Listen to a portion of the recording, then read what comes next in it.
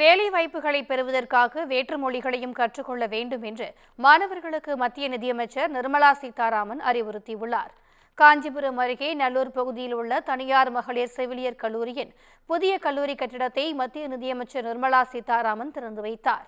பின்னர் நிகழ்ச்சியில் பேசிய அவர், மக்கள் தொகை அதிகமாக இருக்கும் நம் நாட்டில் மருத்துவர்களுக்கு முக்கியத்துவம் கொடுப்பது போல செவிலியர்களுக்கான படிப்பிற்காக நிறைய உதவி செய்ய வேண்டும் என்றும் நிறைய பாடப்பிரிவுகள் கொண்டு வர வேண்டும் என்றும் கூறினார்.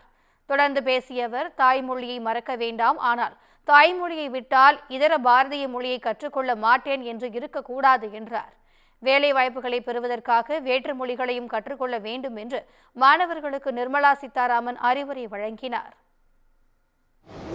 ஒரே ஒரு விஷயம், வெளிநாட்டுக்கு போகிறதுக்கு ரெடியா இருக்கிறவங்களுக்கு அங்க இருக்கக்கூடிய மொழி அவங்களுடைய மொழி. நம்மளுக்கு எப்படி தமிழ்நாட்டுக்கு வந்தா தமிழ்ல எல்லாரும் பேசினா நல்லா இருக்குமோன்னு தோணுதோ, அதே மாதிரி ஜப்பான்காரங்களுக்கு எங்க நாட்டுக்கு வந்து சேவை பண்ண வந்தீங்கன்னா ஜாப்பனீஸ் கத்துக்கங்க அப்படிங்கிறாங்க.